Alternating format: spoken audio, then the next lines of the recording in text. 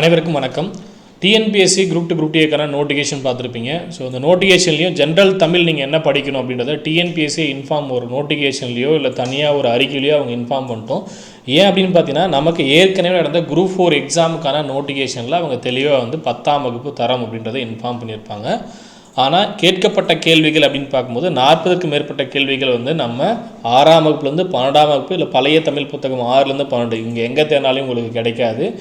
லெக்சிக்கலோ அகராதிலையோ இந்த மாதிரி நிகண்ட புத்தகத்திலையோ தேடி பார்த்து ஆன்சர் பண்ணுற மாதிரி இருக்குது. ஈவன் நீங்கள் ஒரு ப்ரொஃபஸராக இருக்கீங்க அப்படின்னா கூட கேள்விகளுக்கு ஆன்சர் பண்ண முடியாத கேள்விகளாக இருக்குது.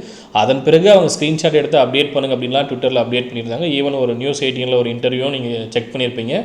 அவங்க சொல்லக்கூடிய பதில்கள் எந்த மாதிரி மலுப்புற மாதிரி இருக்குது, இல்லை என்ன மாதிரியான பதில்கள் சொல்லிட்டு இருக்காங்க அப்படின்றதும் நீங்கள் கேட்டிருப்பீங்க. தெளிவாக குரூப் 4 எக்ஸாமுக்கான நோட்டிஃபிகேஷனில் அவங்க கொடுத்துருக்க மாதிரி 10ஆம் வகுப்பு தரம், ஈவன் இது பழைய குரூப் 4க்கான நோட்டிஃபிகேஷன் இப்போ எக்ஸாம் நடந்து முடிஞ்சிருச்சு. நம்ம அதில் கொஷின் பேப்பரும் பார்த்துருப்போம். 10ஆம் வகுப்பு தரம் அப்படின்றது சிலபஸ்லேயும் மென்ஷன் பண்ணியிருக்காங்க. இங்கே பார்த்தீங்கன்னா தமிழ் தகுதி மற்றும் மதிப்பீட்டு தேர்வு 10ஆம் வகுப்பு தரம். அதே போல் சிலபஸ் கொடுத்துருப்பாங்க இல்லையா, இது நோட்டிஃபிகேஷன் அப்டேட் பண்ண ஏரியா. அதே நோட்டிஃபிகேஷனில் சிலபஸ்னு ஒன்று கொடுத்துருப்பாங்க. தமிழ் தகுதி மற்றும் மதிப்பீட்டு தேர்வு 10ஆம் வகுப்பு தரம் 100 கேள்விகள் 10ஆம் வகுப்பு தரம் அப்படின்றத மென்ஷன் பண்ணியிருப்பாங்க. 7வது யூனிட் கீழேயும் பார்த்தீங்கன்னா 10ஆம் வகுப்பு தரம் அப்படின்றத மென்ஷன் பண்ணியிருப்பாங்க. ஸோ எஸ்எல்சி ஸ்டாண்டர்டை தாண்டி நீங்கள் போகிறீங்க அப்படின்னாலும் ஒரு 7 கேள்விகள் 8 கேள்வி இதுக்கு முன்னாடி கேட்ட மாதிரி 93 போகிறீங்க 95 போகிறீங்க அப்படின்னாலும் ஒரு 5லேருந்து ஒரு 8 கேள்விகள் இதுக்கு முன்னாடி 11th 12th இல்லை பழைய புத்தகம் புதிய புத்தகம் இல்லை ப்ரீவியஸ் இயர் கொஷின் மாதிரி மாற்றி கேட்டுட்டு இருந்தாங்க. ஸோ அதை எல்லாருமே அட்ஜஸ்ட் பண்ணிட்டு எக்ஸாம் எழுதிட்டு இருந்தோம். ஆனால் இப்போ கேள்விகள் 40% மேலே வெளியிலேருந்து கேட்குறீங்கன்னா எது படிக்கிறது, எங்கே இருக்கக்கூடிய சோர்ஸை படித்தா எக்ஸாம் கிளியர் பண்ண முடியும் அப்படின்றத ஒரு தெளிவான விளக்கம் டிஎன்பிஎஸ்சி கொடுத்துட்டாங்கன்னா பரவாயில்ல. ஏன் அப்படின்னு பார்த்தீங்கன்னா, நமக்கு நோட்டிஃபிகேஷனில் 10ஆம் வகுப்பு தரம் அப்படின்றத மென்ஷன் பண்ணிடுறாங்க. ஈவன் இப்போ கொடுத்துருக்கூடிய குரூப் 2 2A இப்போ கொடுத்துருக்கூடிய இந்த நோட்டிஃபிகேஷன்லேயும் தேர்வு முறை திட்டம் இதுக்கு கீழே எக்ஸாம் பேட்டர்னுக்கு கீழே தமிழ் அதே போல் பொது தமிழ் பொது ஆங்கிலம் இது ரெண்டுக்கும் கீழே பார்த்தீங்கன்னா 10ஆம் வகுப்பு தரம் அப்படின்றத கொடுத்துருப்பாங்க. அதாவது நோட்டிஃபிகேஷனில் எக்ஸாம் பேட்டர்னில் கொடுத்துருப்பாங்க. அதே சிலபஸ் மென்ஷன் பண்ணுற இடத்துல பார்த்தீங்கன்னா தமிழுக்கு எந்த விதமான தரத்தையும் அவங்க மென்ஷன் பண்ண கிடையாது. 10ஆம் வகுப்பு தரம் அப்படின்றத மென்ஷன் பண்ணல. ஏன்னா இப்போ எல்லாமே இதை பேசிகிட்டு இருக்கோம் அப்படின்றதுனாலே அவங்க மென்ஷன் பண்ணாமல் இருந்திருக்கலாம். ஆனால் இங்கிலீஷ்க்கு பார்த்தீங்கன்னா எஸ்எஸ்எல்சி அப்படின்றத மென்ஷன் பண்ணியிருப்பாங்க. இங்கிலீஷ்க்கு மென்ஷன் பண்ணாங்கன்றதை தாண்டி தமிழுக்கு ஏன் மென்ஷன் பண்ணல அப்படின்ற கேள்வி தான்.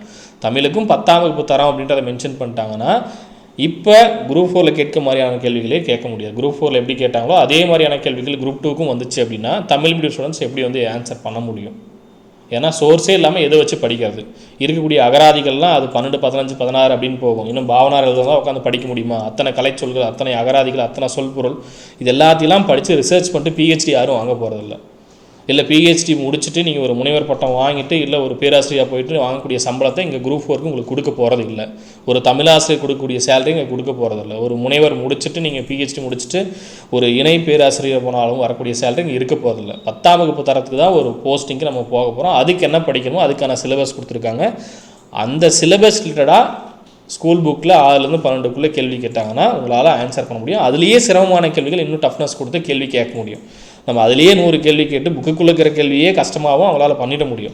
ஆனால் அதை பண்ணாமல் எங்கே படிக்கிறதுனே தெரியாமல் கண்ணை கட்டி காட்டு விட்ட மாதிரி கேள்விகள் வரக்கூடிய குரூப் 2லையும் கேட்டாங்கன்னா அது ஸ்டூடெண்ட்ஸை தான் பாதிக்கும். ஸோ தெளிவாக டிஎன்பிஎஸ் சைட்லேருந்து ஒரு அறிக்கை கொடுத்து நம்ம தான் திரும்ப கேட்டுட்ருக்கணும்.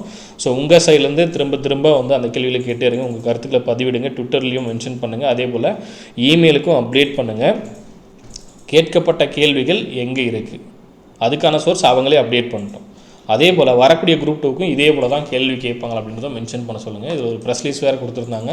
இப்போ எக்ஸாமுக்கு அப்ளை பண்ணுறதுக்கு யூபிஐ பேமெண்ட் அதெல்லாம் பேமெண்ட்லாம் யூபிஐயில் பண்ணிக்கலாம் அப்படின்றதெல்லாம் வேறு மென்ஷன் பண்ணியிருக்காங்க. தொடர்ந்து இத்தனை வருஷம் எக்ஸாம் நடத்திருக்கோம் அப்படின்றதெல்லாம் மென்ஷன் பண்ணியிருக்காங்க. 645 வேகன்சி இதெல்லாம் மென்ஷன் பண்ணுறதை தாண்டி என்ன படிக்கணும் அப்படின்றதுக்கு ஒரு அறிக்கையை அவங்க தெளிவாக கொடுத்துட்டாங்க அப்படின்னா அதை வச்சுட்டு ஸ்டூடெண்ட்ஸ் படிக்க ஆரம்பிப்பாங்க.